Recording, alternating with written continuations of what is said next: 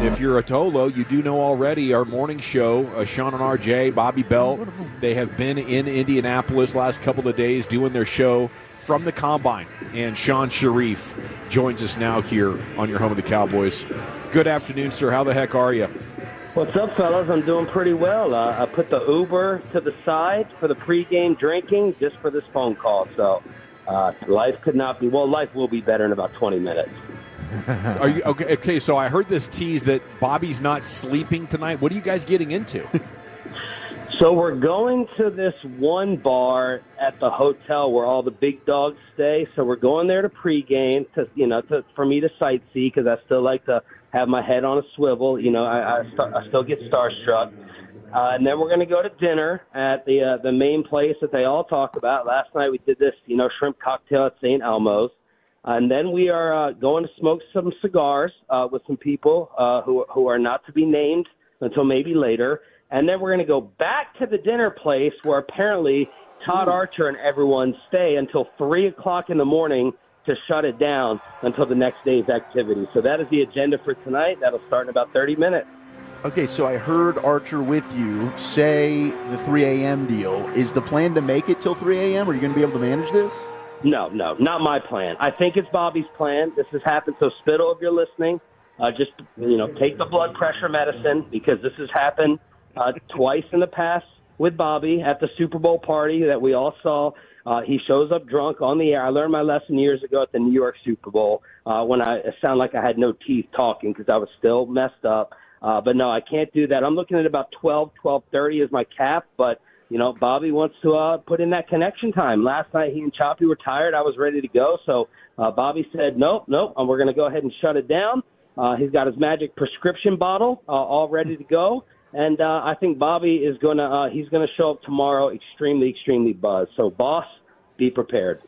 Wow, this should be a lot of fun. Could be electric, and Surprise Stadium was just electric as the teenage phenom Sebastian Wolcott went deep to left field. Ooh. Sean, it was pretty amazing. Nice. You missing the baseball at all? No. So what's different about NFL Combine Radio Row compared to the Super Bowl? Set the scene for us. Great question. Out here, I feel like you can actually be productive. Like at the end of the show today, Mike Tannenbaum was just like waiting for his interview, and we're like, "Hey, Mike, you got 10 minutes home with the Cowboys?" And he had to sit down because of the Brian Broaddus connection. Out there, Super Bowl is just it's a big show, right? Like everyone's running around with their handlers. People are just trying to sell their product. They're not trying to actually sit down, I don't think, and talk football. Whereas here, it feels like everyone in the room behind us, where Brian Schottenheimer just had his presser and Travis Hunter spoke earlier, that's directly behind us.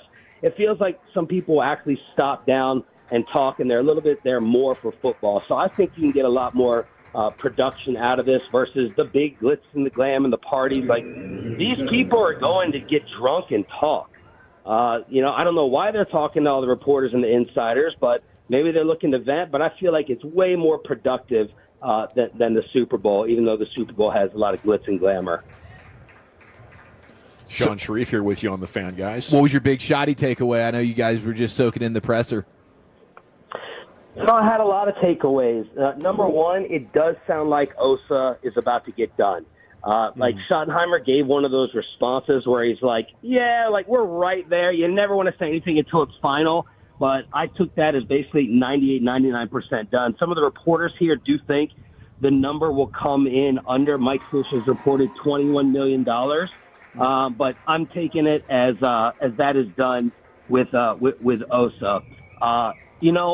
He wasn't asked about culture, which we're all focusing on with Mike McCarthy. He brought it up, though, on his own. He said most of the day is spent walking the halls. Quote, that's a part of changing the culture and knowing guys on a deeper level. And it actually took me back to McCarthy with one of his Friday interviews with us.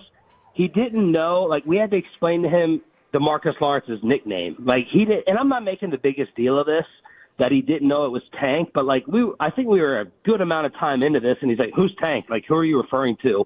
And I think Brian Schottenheimer believes that knowing that type of stuff, he talked about his love for Dak, and he's like, we're not talking X's and O's. I want to get to really know these guys as men and connect, and that will help improve the culture. So I think that was an inadvertent comparison. I won't say shot. You can say shot if you want. it was an inadvertent comparison to the Mike McCarthy culture. And I got to say this, my biggest takeaway, and this, RJ would say this is naive and this doesn't really matter because you can trick people in interview settings. Y'all, I had the same reaction to the Brian Schottenheimer hire as everybody else. Man, I love the guy's personality. Like, I absolutely love it. I did agree with Bobby with some of the Mike McCarthy criticisms. Obviously, Bobby took it to another level of pettiness, but I did agree about some of the insecurities and some of the tough guy machismo stuff that didn't feel real with McCarthy. Guys, this guy is genuine, and he is going to absolutely be able to connect. So I left that being charmed by Brian Schottenheimer's personality, like big time. One other thing, he talked about, I think one of the Tolos nicknamed him R2P2, like run twice and then punt, for that conservative dinosaur offense that we labeled him as in Seattle.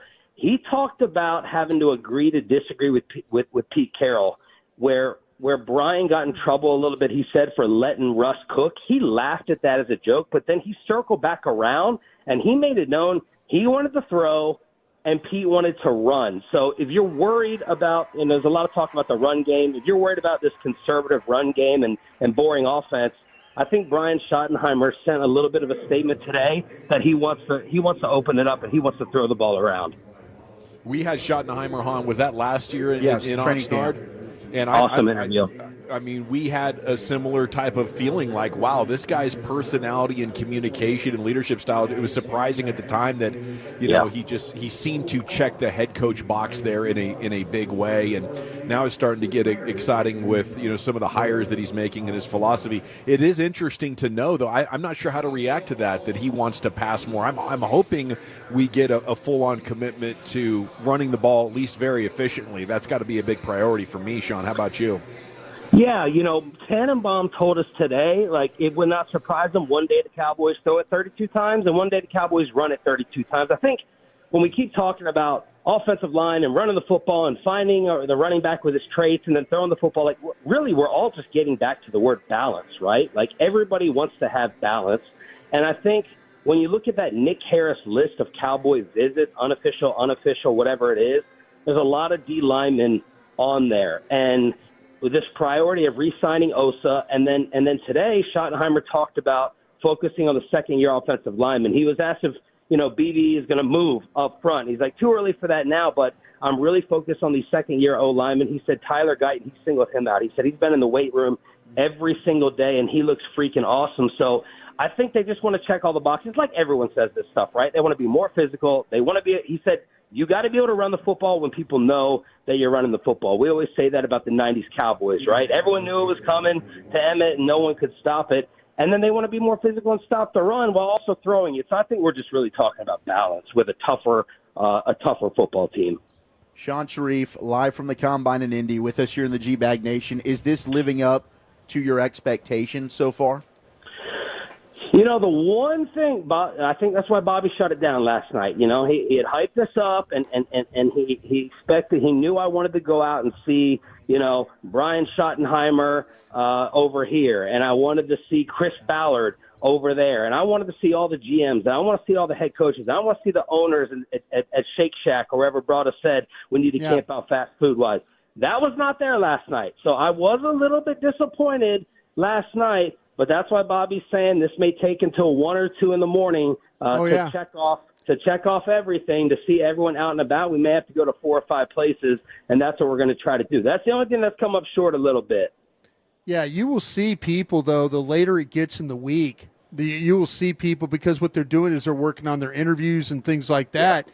What you need to do is hide out right by where they have the walkthrough, where they come back, where those guys go from the hotel to back, or from where the player hotel is back to their own hotels, because that little 5-minute walk right there, you can learn a lot about your team in that little area right there. Yeah, these guys, man, I'm like, are you going out? Are you going out? And they're all like, on their 4th or 5th night. So I think they're getting a little worn down. We're here for 2 days, and this is our final night. But they have to go out. They feel like they have to go out and spend all these hours because people talk and they get the information. You just got to find the right spot. I was blown away that you got Bobby to eat that shrimp, dude. All you have to do with him is dare him. He's such a child. Like, all you got to do is say, you won't do it. Like I told him tonight, you're not gonna stay out. You're not gonna go hard. And all you got to do is it's reverse psychology with Belt. All you got to do is dare him, and he'll end up doing it. He actually took that horseradish the best of all of us. I liked it, and I like spicy stuff, but I was probably third on the list. Choppy was second, but Roberto took it. He took it number one right there. I like the fact you kind of gave him ground rules, like, hey, don't do this, just eat the shrimp.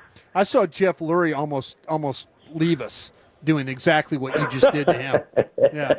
Like, well, they say Jerry uses that as the prank. Jerry takes the prospects and he feeds them the shrimp cocktail and then watches them burn alive. Yeah, that's it. I saw you what you did when you took it. You were like, okay, and then you started slapping the back of your head. Were you going numb there a little bit? What was going on? Yeah, it crept up there a little bit. You know that I won't order Chinese food unless it comes with that homemade hot mustard. I'm not talking about that yellow mustard generic crap. It's got to be the stuff that comes in the little plastic cups. It's got to burn you, man. Like, it's got to burn you good. And that's it's a little sadistic, but if you like horseradish, you like shrimp cocktail, it did have a good flavor. So it did actually live up to the hype. It wasn't just hot as hell. It had a good flavor to it. It better be for $20 for 4 of them. Oh, no question about that. Hey, Sean, I'm kind of getting the idea that Will McClay seems very, very happy that Brian Schottenheimer is now the head coach of the Dallas Cowboys. And I'm curious if you had heard anything different, that maybe Will and Mike didn't get along great all the time. Well, okay. Let me decide here. How about all right. Two things. I'll give it to you.